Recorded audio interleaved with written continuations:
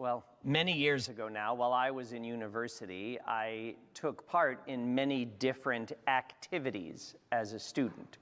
But all of the ones I participated in, one of them probably made the biggest impact on me of all of them, which was to work as a volunteer paraprofessional phone counselor at the Oxford Crisis and Referral Center. I say very clearly paraprofessional because we had a number of days of training working with professional psychologists, learning what our limits were, what we should do, how to respond, how to mostly participate in active listening of those who called into the referral hotline and referring them, whether to this or that agency or to the professional psychologists who were running the center. I found many of the days of training that I took part in to prepare for that volunteerism important, but one of them is memorable among every other.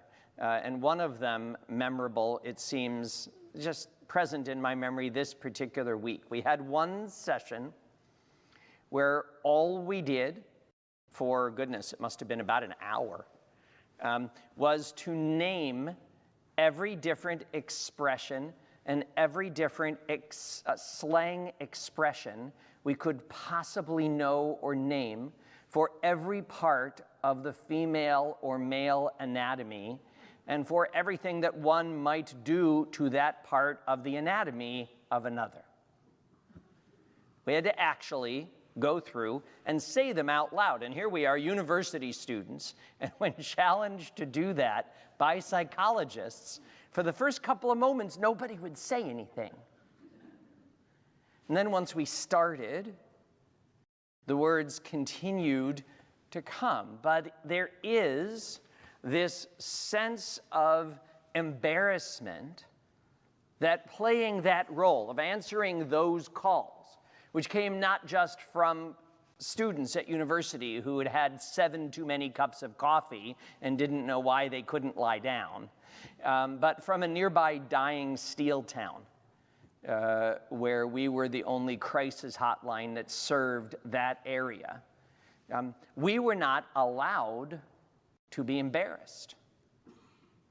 We were not allowed to let our own personal issues and discomfort, especially not just with the words, but with the realities that those words represented. We couldn't do our job if those got in the way.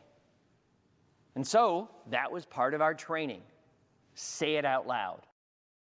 Get used to it. Be aware that embarrassment and shame are not just experiences. They get in the way of our ability and our world's ability to function properly. Now, why am I thinking this experience this week? Anybody who's familiar with this week's Torah portion knows why. Because, as I mentioned to the bar mitzvah who's celebrating becoming a young adult last night here on this bima, many years ago, a mom, her name was Sandy, made a t-shirt for her son whose bar mitzvah was this week that said, "I survived my bar mitzvah portion." Because as a young person, to stand up in front of everyone she or he or they know, and to talk about blood, and to talk about bodily fluids, and to talk about sex, and to talk about illness, and to talk about the ways our bodies function and dysfunction, we're not so good about that as adults, let alone as a 13-year-old in front of everyone. It was pointed out, though, by a commentary that I was reading in preparation this morning, at Nachta, a commentary by Rabbi Benny Lau of Jerusalem, that the effect of this general response, right? I've talked to many people about this week's Torah portion, and their general response is, yuck. or if not yuch, then ick. Because it does deal with many things we wouldn't expect to have to deal with in the Torah. But what the rabbi pointed out in looking at the Torah portion was in the Torah portion, we find two very different things. We find a number of different descriptions of normal and healthy bodily functions, whether that involves women's monthly periods, menstruation, or whether that involves having children, or that involves men having a flow of semen. Whatever it is, we find a number of descriptions of those things that are themselves healthy. And then we find another group of functions that are discussed that are clearly unhealthy. When there are growths on the skin, when there are other kinds of growths on other parts of the body, when we have flows from the various orifices in our body that are not part of our normal functioning, but represent some kind of difficulty and illness. And the Torah is able to make a distinction between those that are normal and healthy, and it can talk about them, and those that are not normal and unhealthy, and can talk about them. But you know, if we only ever get as far as ick, or yuck, or why is this here? If we are so scandalized by the reality of what happens, then we lose our ability to make meaningful distinctions. Then it all becomes just one big, confusing, embarrassing mess. Well, if the only consequence is that 13-year-olds don't know what to say at their celebration of becoming an adult, then I can live with that. But the truth is, that's not what happens. The result of our inability to make distinctions between what is normal and what is abnormal, what is to be expected and affirmed, and what is diseased, not merely in a sense of internal illness, but in terms of human behavior, is an essential distinction for us to be able to make. We need to make that at all times. But we need to be able to make that, especially in the times in which we live, times that claim to be enlightened, times where we act as though we have already learned a number of essential lessons in the world around us. It's this Torah portion that starts by talking about the physical experience of women. No other Torah portion, just this one. And the experience of women in our world today and in our society in which we live, let's be honest, is not enlightened. It has not evolved in the way that we would like to pretend it has. Things have not changed in our larger world or right here in our country, in our city, in our congregation. There are too many painful examples of violence against women in our world today. And we need to pay attention to those high-profile examples, but also pay attention to what it is they direct us to. On October the 7th, among other things, Hamas terrorists and their allies carried out a planned, targeted series of sexual assaults and attacks on the women that they found when they crossed over the border from Gaza into Israel. The nature of those assaults is documented. The reality of that sexual violence should be undisputed.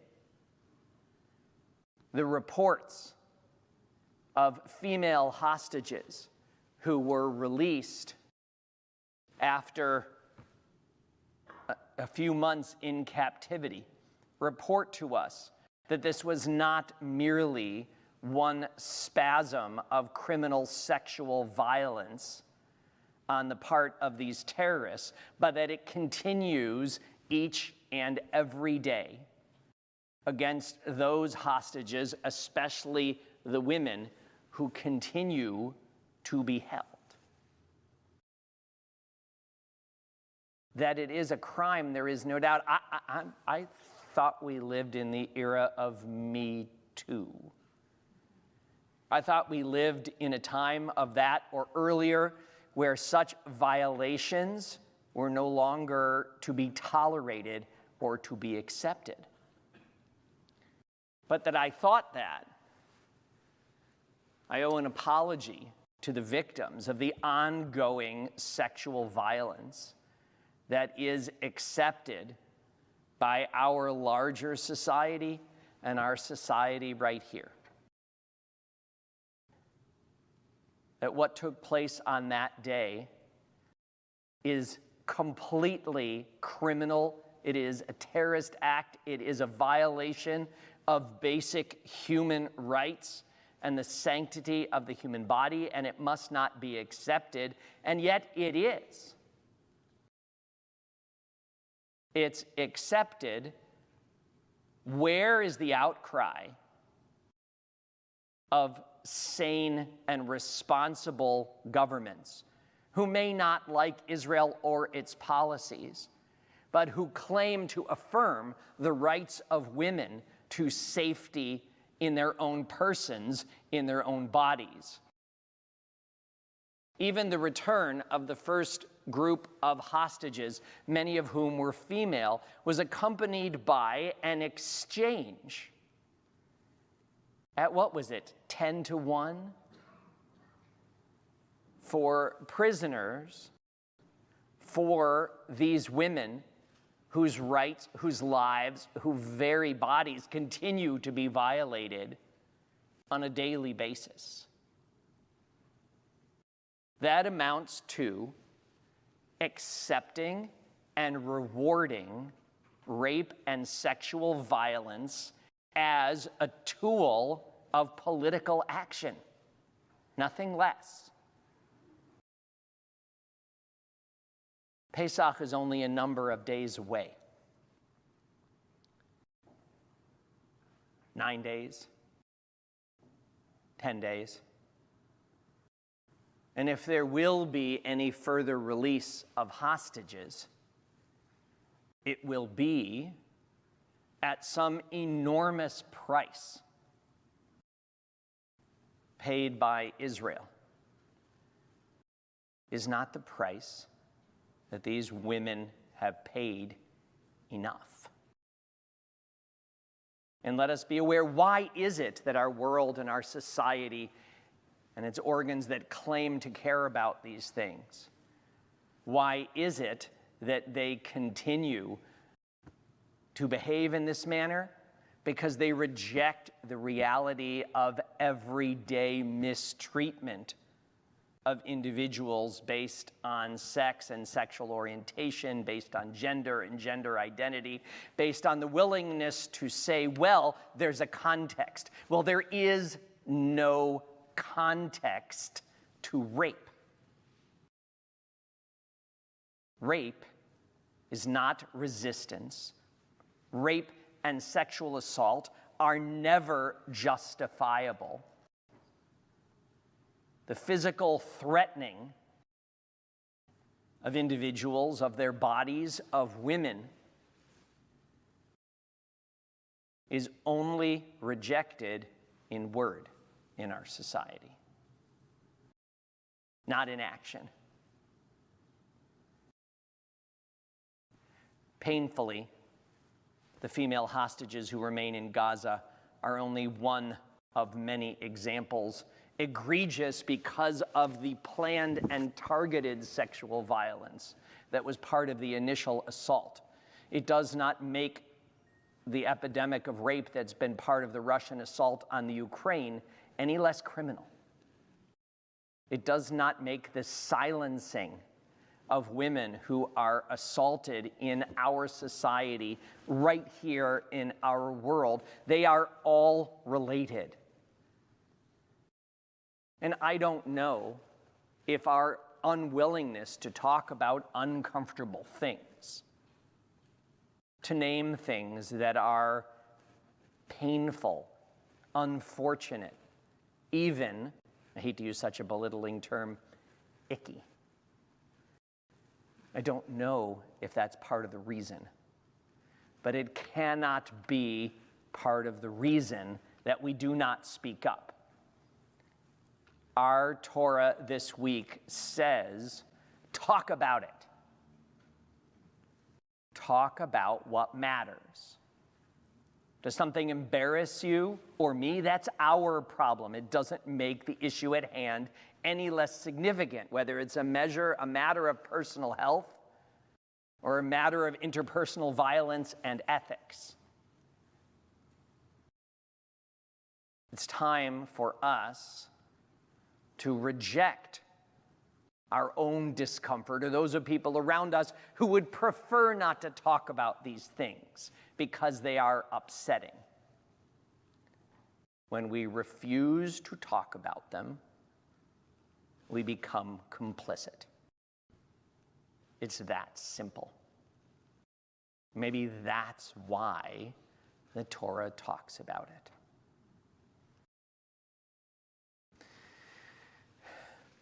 So to Romy and those with her, I need to say, I'm sorry. I haven't done enough. Because I don't think that I personally can get Romy home.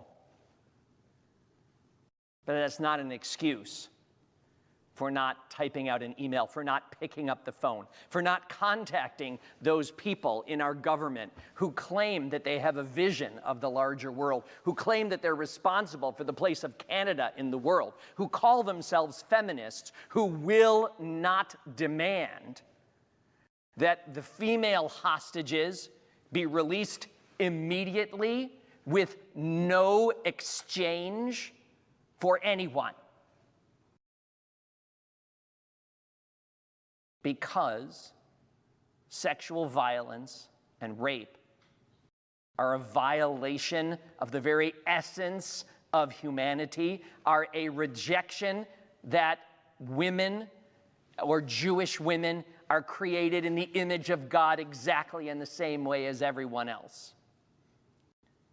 So I commit that after Shabbat, each day between now and Pesach, I will reach out to at least one leader, at least one person who's supposed to have a voice on this matter in the public arena, on the different levels of Canadian government, at the UN, wherever I can find them. Each day, I will reach out to someone and demand that they not accept sexual violence against women as a political and military tool, but they reject it as the crime against our very nature and the crime against humanity that it is. I invite you to join me and to do the same. I'm not sure that our voices raised will be enough to make that difference, but at least we'll do what the Torah demands of us. At least we'll speak up whether or not it makes us uncomfortable. At least we'll speak out against what's wrong, even if we're embarrassed that such things still take place. That we will use our abilities to demand of others that they make meaningful distinctions. And that we recognize, while in a world where so much goes wrong, where there is so much violence, and so much war, that none of it changes the nature of sexual violence against women, and that we must reject any part of society that accepts that as just what happens. It's not what happens. It's deeply, disturbingly, criminally wrong, and we must say so in every opportunity, each and every day. I hope during this time leading up to a time of freedom and awareness of the plight of the afflicted, that we can have the courage to raise our voices. Kei nihi ratzon.